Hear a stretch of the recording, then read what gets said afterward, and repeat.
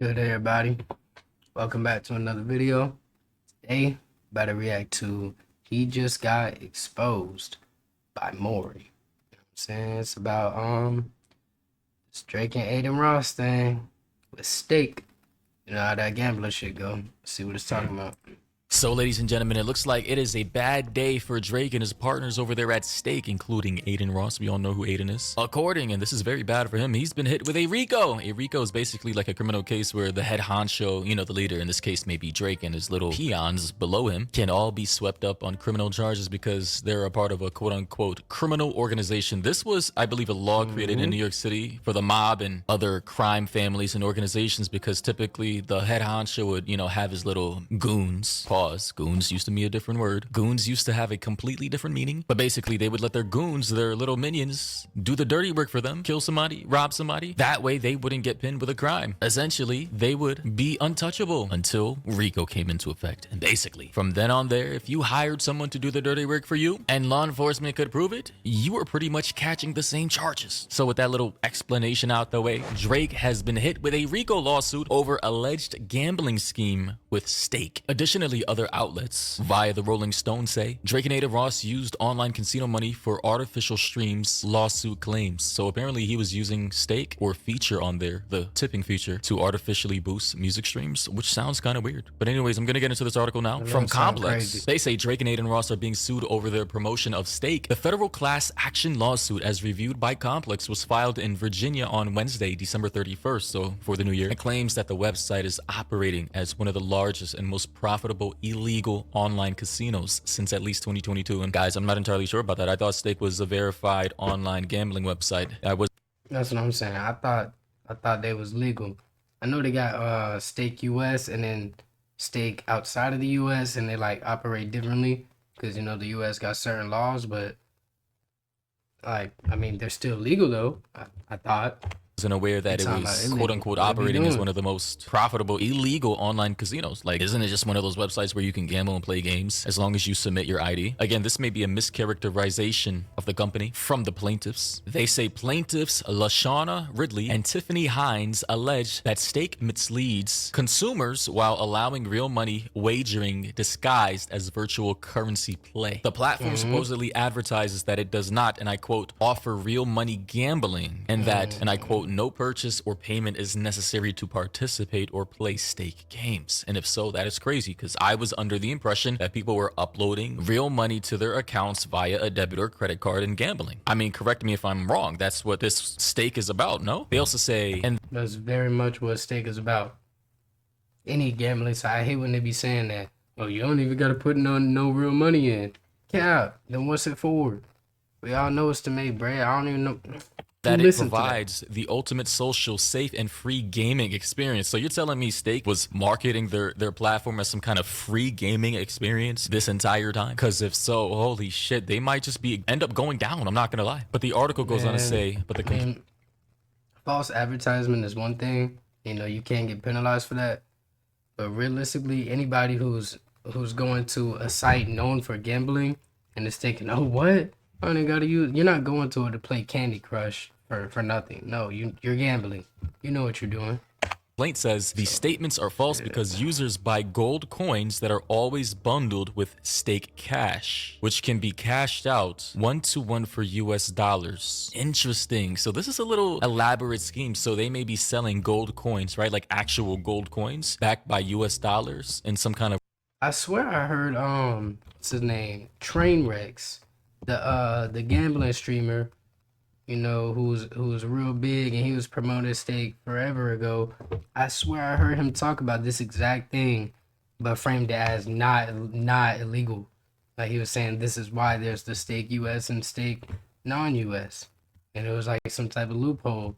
But these people gonna file a lawsuit. I wonder if they're gonna win it. Reserve somewhere, but like they say, when they purchase a gold bullion or coin, it sneakily comes along with quote-unquote Stake cash to avoid legal liabilities for gambling online, which may have prevented them from actually marketing themselves on various websites. Because I'm not entirely sure if you're classified as a gambling website with real money if you can advertise on places like YouTube or Twitter. Huh, that is interesting.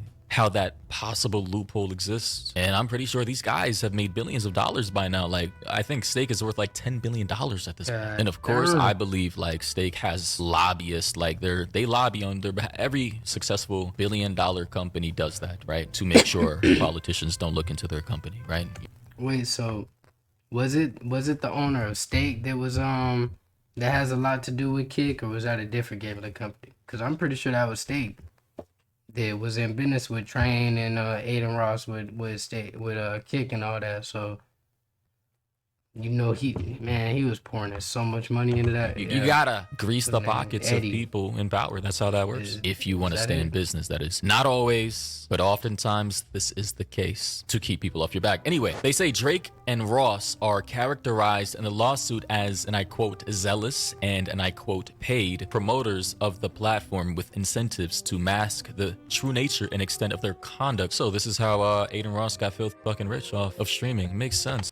Absolutely. This is common knowledge, though. Everybody already knew that. That's where all of those Kick streamers and that side, Drake constantly saying stake this, stake that. You know they getting paid crazy. It actually makes sense. I always wondered how Adin Ross got so rich. Huh.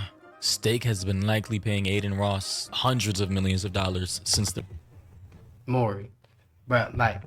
I fuck with Maury too. Why is he acting like he's surprised by this information? To promote the quote-unquote free gambling experience that they have on their website. In any case, the article goes on to say the two have engaged in live-streamed gambling, wagering large sums of money that was provided surreptitiously by Stake, meaning in a very sneaky or sly way as to go undetected. Read from an excerpt of the lawsuit. In other words, though Drake and Ross purported to be gambling with their own Stake cash, it was in fact provided to them by the house. Holy shit. Ladies and gentlemen, I already think gambling is a scam in and of itself. Even online gambling, offline gambling, I mean, casinos in Vegas, Atlantic City, Miami, or wherever else casinos exist. Bro, it's a scam. And if you start to win too much money against the house, they will literally ban you from casinos just for being good at the game. It happens all the time. They don't mind you losing a $10,000, $20,000, $30,000, taking out a loan from your house and destroying your entire life. They will gladly take your money. But as soon as you start to win, as soon as the tides start to turn and you're winning hundreds of thousands of dollars, they're gonna ban you. So in all honesty, I think casinos should just go out of business because there's just no way to operate. That's weird. It's fraudulent activity and I don't like it. If you want to take my money happily, you should be willing to lose your money happily too. Anyway, the complaint also...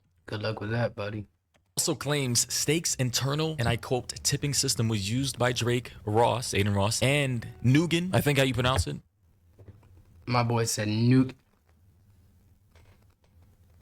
Okay, look, I got Vietnamese family, so I'm gonna let them slide, but it's win. That was insane. To move large sums of money, including a public $100,000 tip between Drake and Ross to fund, and I quote, artificial streaming botting to create fraudulent streams of Drake's music. Oh, wow. So, to my understanding, the money that Drake or Adin Ross may have been getting from Stake may have been used to buy bots for Drake's music. I mean, that wouldn't be...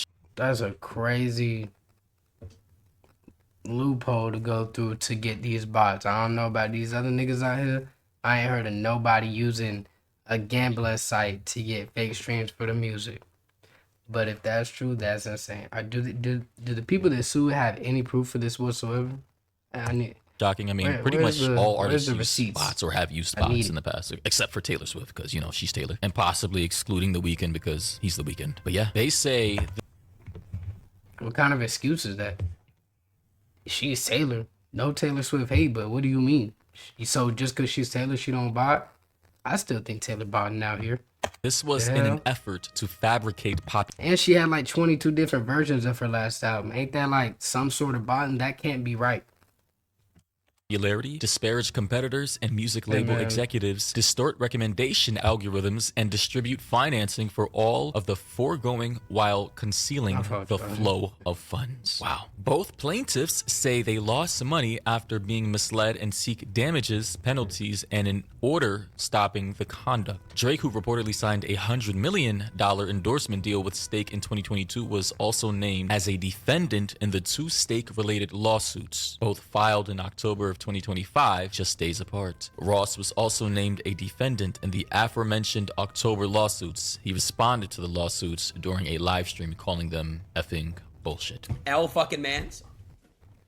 Guys, there's nothing to talk about regarding the title, regarding what's going on with us. You guys can look into it. I will tell you guys this. Read through the case yourself. It's fucking bullshit. To me, it seems like somebody, if you guys can see what Asmongold said, because someone sent that to me, it's literally true. Like, just watch the Asmongold thing. It's bullshit. It's fucking bullshit. So yeah, Adin Ross basically says, this is bullshit. Ladies and gentlemen, what do you think about this? I think basically what this boils down to is two disgruntled employees that were basically scammed. I don't know why Stake didn't inform their employees that they allegedly, possibly, reportedly are running some kind of fraudulent gambling website that you could actually lose real money from. I'm not entirely sure how their business model works to the T, but I have a basic understanding now. Basically, they sell gold coins or gold backed by US dollars, with bundled with Stake cash, of which you can use to quote unquote gamble for free, but in reality you're actually still using real money, although not directly for Stake cash, but indirectly by buying gold and being packaged with Stake cash. Pretty neat loophole. Okay, so like I said, I'm not really like a big supporter of gambling like that whatsoever. I don't even own any of these apps or play that shit, but from my understanding, tell me if I'm wrong, a lot of these companies operate that exact same way. Just it's generally a loophole around the laws in the US so they can do the online gambling.